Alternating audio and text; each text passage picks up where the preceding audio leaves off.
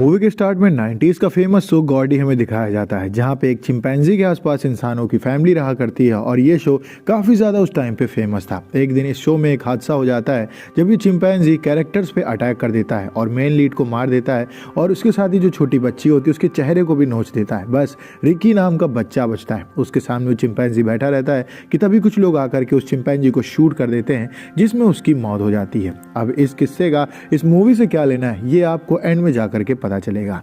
अब इसके बाद हम आते हैं अभी के टाइम में, जहाँ पे हम ओजे को देखते हैं जो अपने फादर ओटिस के साथ रहा करता है और ये लोग हॉर्स ट्रेनिंग का काम करते हैं। इनके घोड़े हॉलीवुड में जाया करते हैं और इनका इस्तेमाल मूवीज में होता है। एक दिन ओजे और ओटिस अपने घोड़ों को ट्रेनिंग दे रहे होते हैं कि इसी बीच ओजे नोटिस करता है कि आसमान से कुछ चीज़ें उसके ऊपर गिर रही हैं और जब वो अपने फादर की तरफ देखता है तो एक सिक्का उनके सर पे आके गड़ गया होता है, जिस वजह से वहीं पे वो गिर जाते हैं। अब ओजे अपने फादर ओटिस को लेकर हॉस्पिटल जाता है, लेकिन तब तक बहुत देर हो जाती है और उसके फादर की मौत हो जाती है। अब यहाँ पे ये कहा जाता है कि हो सकता है कि ऊपर से कोई प्लेन जा रहा हो और उसका लगेज नीचे गिरा हो, शायद उसी के सामान की वजह से ये सब हो गया। लेकिन ओजे को याद आता है कि ऊपर से काफ़ी अजीबोगरीब आवाज़ें आई थी जो कि प्लेन से तो नहीं आती हैं, लेकिन जो सामान यहाँ पे गिरा था वो इंसान की नॉर्मल यूज़ करने वाली चीज़ों में से एक था। इस वजह से ओजे दोबारा अपने काम पे ध्यान देना शुरू कर देता है। लगभग 6 महीने बीत चुके हैं और ओजे अपने इस फैमिली बिजनेस को संभालने की कोशिश कर रहा है, लेकिन वो एक नया लड़का है। इस वजह से लोगों को ऐसा लगता है कि उसके पास एक्सपीरियंस की कमी है, इस वजह से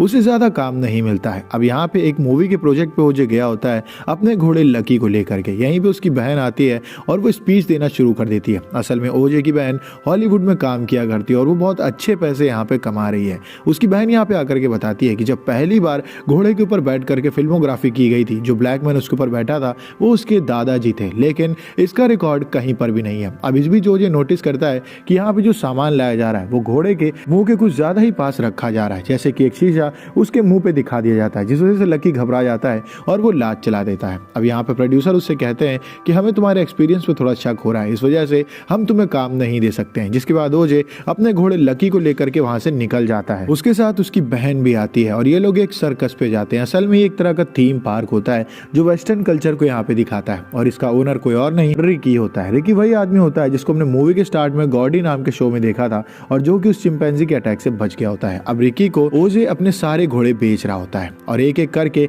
उसने लगभग सब घोड़े दे दिए होते हैं और आज वो लक्की को यहाँ पे देने के लिए आया होता है, क्योंकि ओजे का बिजनेस कुछ खास नहीं चल रहा होता है। इस वजह से घोड़े बेच करके वो अपना खर्चा चला रहा होता है। अब इसी बीच उसकी बहन नोटिस करती है कि गॉडी शो में रिकी रहा करता था, तो रिकी उसे बताता है कि हाँ मैं वही बच्चा हूँ जो शो में अकेला बच गया था। जिसके बाद ये दोनों आपस में बातें करते हैं और उसके बाद ओजे अपनी बहन को लेकर के अपने घर की तरफ वापस चला आता है। अब रात हो जाती है, लोग घर पे खाना वगैरह खा करके आराम कर रहे होते हैं कि तभी ओजे को देखने को मिलता है कि उसका घोड़ा बाहर आकर के खड़ा हो गया। वो अपने घोड़े के पास जाता है कि तभी थोड़ी दूरी पर उसे देखने को मिलता है कि वहां पे लाइट ब्लिप हो रही है और उसे आसमान में किसी चीज के होने का डर लगता है। किसी बीच उसका घोड़ा वहां से भाग जाता है। ओजे वापस आता है तो उसकी बहन उससे कहती है कि ये सब आसमान में क्या हो रहा था। अब ओजे को यहाँ पे शक हो रहा था कि आसमान में शायद कोई यूएफओ है जो उसके घर के आसपास घूम रहा है। वो कैमरास में जाके चेक करता है, वहां पे उसे कुछ भी नहीं मिलता है। वो अपनी बहन से कहता है कि वो चीज जब घर के पास से निकली तब लाइट चली गई थी, ऐसा हो सकता है कि हमारे सर के ऊपर कोई यूएफओ है। उसकी बहन उससे कहती है कि अगर हम यूएफओ को कैच करते हैं और इसकी फोटोज हमारे पास आ जाती हैं तो हमें अच्छे खासे पैसे मिल जाएंगे, तो हमें इसको पकड़ने की कोशिश करनी चाहिए। लेकिन उनके पास जो कैमराज हैं वो यहाँ पे काम नहीं कर सकते हैं, क्योंकि जब भी ये चीज़ उनके पास आती है तो लाइट चली जाती है और लाइट जाने के बाद कैमराज किसी काम के नहीं। तो यहाँ पे ओजे और उसकी बहन एमी अगले दिन पहुंचते हैं स्टोर में ऐसे कैमराज लेने के लिए जो लाइट के बिना चलें और यहाँ पे वो एंजल नाम के टेक्नीशियन से मिलते हैं। टेक्नीशियन उनके घर आता है और कैमराज को इंस्टॉल करता है, लेकिन इस बीच वो नोटिस करता है कि सभी कैमराज की फेसिंग ऊपर आसमान की तरफ की गई है। वो उनसे कहता है कि ऊपर से क्या भगवान आने वाले हैं जो तुम नीचे न लगा करके कैमरा ऊपर की तरफ फेसिंग कर रहे हो। ओजे और एमी कहते हैं कि तुम अब बस ना काम करो और यहाँ से चले जाओ। अब एंजल को शक हो जाता है कि शायद ये लोग किसी चीज को पकड़ने की कोशिश कर रहे हैं। इसके बाद वहां से एंजल चला जाता है। अब रात का समय हो जाता है और ओजे अपनी बहन एमी के साथ यहाँ तैयार रहता है। असल में एमी ने पास के उसी वेस्टर्न कल्चर वाले सर्कस से एक नकली घोड़ा भी गायब कर दिया होता है और उसको उन लोगों ने बाड़े में खड़ा किया होता है। ओजे उस घोड़े के पास जाता है कि तभी उसे अपने अस्तबल से आवाजें आती हैं। जब वो अंदर अस्तबल में जाता है तो वहां पे एलियन फेस के बच्चे आते हैं। असल में इन बच्चों ने एलियंस का मास्क लगाया होता है। शुरू में तो ओजे डर जाता है, लेकिन बाद में इन बच्चे अपना मास्क हटा देते हैं, जिसके बाद वहां से वो भाग जाते हैं। ओजे अपनी बहन से बताता है कि यहाँ पे बच्चे आकर के शरारत कर रहे थे कि तभी उसे अपना पिछली रात का गायब हुआ घोड़ा दिखता है, जो कि वहाँ पे आकर के खड़ा हो जाता है और इसी बीच ओजे नोटिस करता है कि उसके सर के ऊपर वही चीज़ घूम रही है। जिसके बाद उसका घोड़ा घबरा करके वहाँ से भाग जाता है। अब वो चीज़ उस नकली घोड़े को हवा में उड़ा करके निगल लेती है और इसी के साथ ही ओजे का वो वाइट घोड़ा भी गायब हो जाता है जो पहाड़ियों की तरफ भाग रहा होता है। ओजे अपनी बहन के पास जाता है, वो कैमरा रिकॉर्डिंग चेक करने की कोशिश करता है लेकिन कहीं भी वो लोग उसका शॉट नहीं ले पाए होते हैं। इसी बीच हम एंजल को देखते हैं जो अपने स्टोर में बैठ करके उनके कैमरास पे नजर रखे हुए था और उसे भी समझ में आ जाता है कि यहाँ पे दोनों क्या पकड़ने की कोशिश कर रहे हैं। अब अगला दिन आ जाता है जहाँ पे ओजे से एमी कहती है कि हमारे पास एक अच्छा तरीका है इस क्रिएचर को या फिर ये जो भी है यूएफओ इसे पकड़ने का, लेकिन इसके लिए हमें एक अच्छे हाईटेक कैमरा वाले की जरूरत होगी। तो ये लोग एक डॉक्यूमेंट्री वाले को फोन करते हैं और उसे सब कुछ बताते हैं, लेकिन उस डॉक्यूमेंट्री वाले को इनकी बातें फेक लगती है तो इनके पास आने से वो मना कर देता है। तभी इनके घर के बाहर एंजल अपनी गाड़ी से आता है और उनसे कहता है कि तुम लोग इतने दिन से एक चीज नोटिस नहीं कर पा रहे हो जो मैंने कल तक में नोटिस कर लिया। और वो कैमरा पे दिखाता है कि पहाड़ी के ऊपर एक बादल है जो 6 महीने से यहीं पे खड़ा हुआ है, लेकिन बादल तो अपनी जगह से हटते रहते हैं, तो ये पॉसिबल कैसे है।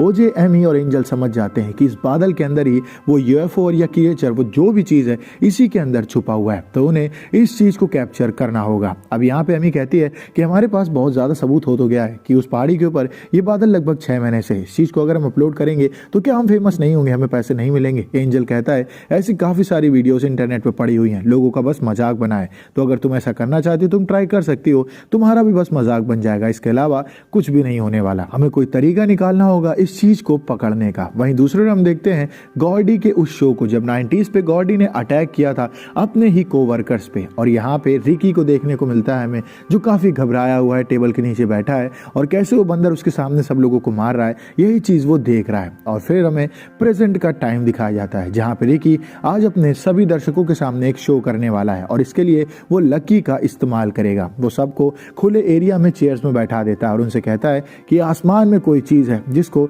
मैं काफी दिनों से देख रहा हूँ और आज मैं आपको उसे दिखाने वाला हूँ। कि तभी आसमान से अजीबोगरीब आवाजें आने लगती हैं। लोगों को लगता है कि ये शो का हिस्सा है, लेकिन असल में वो एलियन होता है जिसकी तरफ ये लोग देख रहे होते हैं, तो वो इनकी तरफ बढ़ के आता है और वो इन लोगों को निगल लेता है। यहाँ पे क्लियर नहीं दिखाया जाता है कि कैसे उसने इन लोगों को निगला, लेकिन हमें उस एलियन के अंदर ये सभी लोग दिखाई देते हैं जो चिल्ला रहे होते हैं और उनका सामान नीचे गिर रहा होता है। तो जो मूवी के स्टार्ट में ओजे और उसके फादर ओटिस ने आवाजें सुनी थी आसमान से, वो ऐसे ही लोगों की थी जिनको इस एलियन ने खा लिया था और उनके जिस सामान की उसे जरूरत नहीं थी उसे वो नीचे फेंक रहा था। अब सामान नीचे गिरता है और शाम हो जाती है। ओजे वहां पे पहुंचता है, उसे अपना घोड़ा लकी अंदर पिंजड़े में बंधा हुआ दिखता है, लेकिन वहां पे कोई भी ऑडियंस नहीं होती है, चारों तरफ तोड़फोड़ होती है कि तभी उसे वो एलियन साफ साफ देखने को मिलता है और वो उसकी तरफ आकर के ओजे को खाने की कोशिश करता है, लेकिन तब तक ओजे साइड में कूद जाता है। लेकिन वो एलियन अपने वैक्यूम का इस्तेमाल करता है, इस वजह से ओजे को चोट लग जाती है। उसकी जब आंख खुलती है तब तक अंधेरा हो गया होता है। लकी उसके पास खड़ा होता है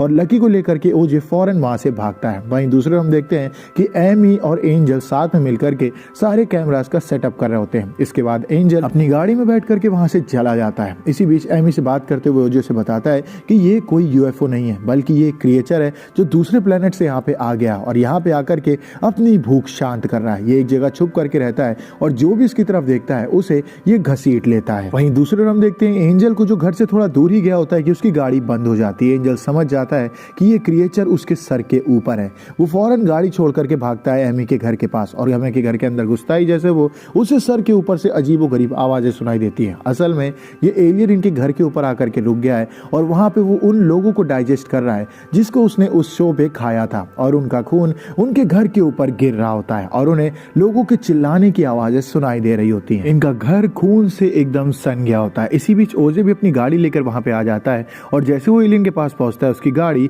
बंद हो जाती है। वो एलियन उसकी गाड़ी के ऊपर आता है और वो नकली घोड़ा उसकी गाड़ी पे थूक देता है। अब ओजे समझ जाता है कि अगर इस एलियन की तरफ हम नहीं देखेंगे तो एलियन हमें नहीं पकड़ेगा। वो रात भर वहीं पे छुपा रहता है और जब दिन में उजाला होता है और एलियन वहां से चला जाता है तब ओजे अपने घर पहुंचता है और अपनी बहन और एंजल को लेकर के वो फौरन वहां से भाग जाता है। ये रात इनके लिए काफी भयानक थी क्योंकि इन्होंने लोगों को मरते हुए उनकी चीखों को सुना था। अब ये लोग शहर में जाकर के बैठ जाते हैं और शहर में न्यूज में बताया जा रहा होता है कि टाउन में जो लोग गायब हुए हैं असल में उनके ऊपर किसी जंगली जानवर ने अटैक कर दिया था। लेकिन ओजे और एंजल ये बात जानते हैं कि ये कोई जानवर नहीं बल्कि वही एलियन है जो यहाँ पे आया हुआ है। तभी ओजे कहता है कि मुझे घर वापस जाना होगा, हमारे घोड़ों को चारे की जरूरत है, उनका ख्याल कौन रखेगा। यहाँ पे उसकी बहन एमी उसको वापस जाने के लिए मना करती है, लेकिन ओजे के पास कोई ऑप्शन नहीं है। इस वजह से एमी भी उसके साथ जाने के लिए तैयार हो जाती है और एंजल भी उनके साथ टाउन तक आता है। जब ये लोग टाउन पहुंचते हैं तो वहाँ पे इनकी मुलाकात उसी डॉक्यूमेंट्री राइटर कैमरामैन से होती है जिसको इन्होंने मूवी के स्टार्ट में कॉल किया था। कैमरामैन वहाँ पे आता है, चारों तरफ तोड़फोड़ देखता है, वो समझ जाता है कि शुरुआत में जो कॉल उसके पास आया था वो एकदम सही था। वो इन लोगों से सॉरी बोलता है और कहता है कि मुझे ऐसा लग रहा था कि तुम लोग कोई बच्चे हो जो मेरे साथ मजाक कर रहे हो, लेकिन यहाँ पे आकर के पता चलता है कि सब कुछ एकदम सच था। इसके बाद वो कैमरामैन बताता है कि मेरे पास एक ऐसा कैमरा है जो कि रील पे चलता है और इसे रोल करने पे चलाया जाता है, तो यहाँ पे बैटरी का कोई भी यूज नहीं है। तो वो क्रिएचर के आने से अगर बैटरीज बंद हो जाती है तो आपको डरने की जरूरत नहीं है, ये कैमरा फिर भी काम करेगा, तो हम उसका शॉट ले सकते हैं। अब ये बात सुनने के बाद ओजे और एमी काफी खुश हो जाते हैं कि इस क्रिएचर को पकड़ करके, यानी कि इसकी फोटो कैप्चर करके वो दुनिया के सामने ला करके ये बता सकते हैं कि असल में यहाँ पे कोई जानवर नहीं बल्कि एक एलियन है जो इन सब लोगों को खा रहा है और यहाँ दुनिया का नुकसान कर रहा है। कैमरामैन कहता है कि तुम्हारे पास प्लान क्या है उसको पकड़ने का। ओजे कहता है कि मुझे सब कुछ पता है उस क्रिएचर के बारे में कि अगर हम उसकी आंखों में देखेंगे तभी वो हम पे अटैक करेगा, अदरवाइज वो हमारा शिकार नहीं करेगा। तो हमें यहाँ पे एक ऐसा ट्रैप बिछाना होगा जिसमें वो क्रिएचर हमारे पास आए और हम उसका शॉट क्लियरली ले सकें, जिसके बाद हम दुनिया के सामने उसे पेश करके काफी सारे पैसे और फेम कमा सकते हैं। अब यहाँ पे वो कैमरामैन कहता है कि क्यों ना हम तुम्हारे घोड़े को ही छोड़ दें, लेकिन ओजे और एमी अपने घोड़े की बलि नहीं देने वाले। इस वजह से यहाँ पे ओजे एक प्लान बनाता है। वो एक हुडी पहनता है जिसके पीछे वो हरी हरी आंखें लगाता है, तो जिससे क्रिएचर को लगेगा कि ओजे उसकी तरफ देख रहा है और वो उस पर अटैक करने की कोशिश करेगा। इसके बाद ओजे अपने घोड़े लकी पे बैठ करके वहां से सेफली कहीं जाकर के छुप जाएगा जहाँ पे वो क्रिएचर उसे खा नहीं सकता है, और तब तक वो कैमरामैन एंजल के साथ मिलकर के उस एलियन का शॉट ले लेगा। अब इस प्लान की तैयारी हो जाती है। इसके बाद ओजे अपने घोड़े लकी को लेकर के हुडी पहन करके पहुंच जाता है उस जगह पे जहाँ पे वो एलियन रहता है। इसी बीच एक बाइकर यहाँ पे एंट्री करता है। असल में ये शहर से यहाँ पे आया था और इसे शक था कि यहाँ पे कोई क्रिएचर हो सकता है। एमी उसे रोकने की कोशिश करती है लेकिन वो बाइकर उसकी नहीं सुनता है। एमी उसे कहती है कि आगे मत जाओ, पर वो बाइकर आगे चला जाता है और जैसे वो एलियन के रेंज में आता है उसकी बाइक काम करना बंद कर देती है और वो आदमी वहीं पे गिर जाता है, उसे चोट आ जाती है। तभी ओजे अपने घोड़े के साथ वहां पे पहुंचता है। वो अपनी हुडी की कैप नीचे कर देता है ताकि एलियन को ये ना लगे कि ओजे उसकी तरफ देख रहा है, और वहां पे उस आदमी से कहता है कि तुम्हें यहाँ पे नहीं होना चाहिए, लेकिन वो आदमी उससे कहता है कि मुझे पता है कि यहाँ पे एक एलियन है। तभी एलियन वहां पे आ जाता है और उसके आते ही ओजे समझ जाता है कि ये इस आदमी को खाने के लिए यहाँ पे आया है, क्योंकि आदमी का चेहरा आसमान की तरफ होता है। तो एलियन को ऐसा लग रहा है कि आदमी उसी की तरफ देख रहा है। तो ओजे अपने घोड़े लकी पे बैठ करके वहां से भाग जाता है और वो एलियन उस रिपोर्टर को खा लेता है। और इसके बाद ओजे अपनी हुडी की कैप पहन लेता है, जिसके बाद एलियन पीछे पड़ जाता है ओजे के। अब ओजे भाग रहा होता है और वहीं दूसरी ओर कैमरामैन पहाड़ी पे खड़ा होकर के शॉट को ले रहा होता है। उसे काफी अच्छे अच्छे शॉट मिल रहे होते हैं और ओजे मौका देख करके एक जगह शेल्टर में छुप जाता है, जिसके बाद एलियन इधर उधर बौखला के घूम रहा होता है। अब यहाँ पे वो कैमरामैन काफी ज्यादा भावुक हो जाता है। उसने जिंदगी भर ऐसे जानवरों के ही शॉट लिए थे, तो ऐसा बड़ा क्रिएचर उसने कभी नहीं देखा था। इस वजह से वो शेल्टर के बाहर आकर के खुले में शॉट लेना शुरू कर देता है, जिसके बाद वो क्रिएचर अटैक कर देता है कैमरामैन के ऊपर और उसके कैमरा को वो डायरेक्ट निकल जाता है। अब एंजल पे भी वो अटैक करने की कोशिश करता है, लेकिन एंजल कैसे तैसे बच जाता है। अब एमी घबरा जाती है, उनके पास कोई भी शॉट इस एलियन का नहीं है क्योंकि कैमरा तो एलियन खा चुका है। तभी ओजे उससे कहता है कि तुम उस थीम पार्क की तरफ जाओ, वहां पे कुएं में एक कैमरा लगा हुआ है, उस कुएं के ऊपर जब ये एलियन आए तो इस एलियन की फोटो क्लिक कर लेना, जो कि एक मशीन से चलता है, यानी कि यहाँ पे किसी भी इलेक्ट्रॉनिकल डिवाइस का यूज नहीं होने वाला है। लेकिन एमी ये सोच रही कि थीम पार्क तक वो जाएगी कैसे, क्योंकि एलियन उसके पास ही घूम रहा है। तभी ओजे शेल्टर से बाहर निकलता है और उसको बाहर निकला देख करके एलियन उसके पीछे पड़ जाता है। हम इस बीच देखते हैं कि एलियन यूएफओ की शेप से एक अजीब तरह का आकार ले चुका है और वो ओजे के पीछे पड़ जाता है। एमी उस रिपोर्टर की बाइक को उठाती है और वहां से थीम पार्क की तरफ भागती है, जहां पे ओजे के पीछे पीछे वो एलियन भी आ रहा होता है। अब थीम पार्क पहुंच करके वो उस कुएं के पास जाकर के खड़ी हो जाती है। इस कुएं के ऊपर एक डमी बैलून होता है, इस बैलून को वो खोल देती है। जैसे वो बैलून आसमान में जाता है, एलियन को ऐसा लगता है कि ये क्रिएचर है जो उसकी तरफ देख रहा है, तो वो उसको खाने की कोशिश करता है और एमी कुएं के ऊपर एलियन के आते ही शॉट्स लेना शुरू कर देती है। इस बीच उस बैलून के फटने से एलियन की मौत हो जाती है, लेकिन तब तक एमी ने काफी अच्छे शॉट्स ले लिए होते हैं। अब वो और उसके भाई को काफी ज्यादा फेम मिलने वाला है। हम देखते हैं कि ओजे और उसका घोड़ा भी इस क्रिएचर से बच गया होता है और यहीं पे ये मूवी खत्म हो जाती है। अब मूवी के स्टार्टिंग सीन की बात करें जहाँ पे गॉडी ने अटैक किया होता है अपने साथियों के ऊपर, तो यहाँ पे हमें ये बताया गया है कि एनिमल्स अपने रूल्स के साथ रहा करते हैं और हमें उनकी इज्जत करनी चाहिए। हमें उतना ही उनके पास जाना चाहिए जितनी हमें ज़रूरत है। अगर हम उनका मिसयूज़ करेंगे या फिर उन्हें टॉर्चर करेंगे तो ऐसे एक्सीडेंट्स होने की संभावना बढ़ जाती है। और यहीं पे ये वीडियो खत्म होती है। अगर आपको वीडियो को लाइक करें, चैनल को सब्सक्राइब करें। मिलते हैं आपसे नेक्स्ट वीडियो में, तब तक के लिए stay safe, stay healthy, bye bye, जय हिंद।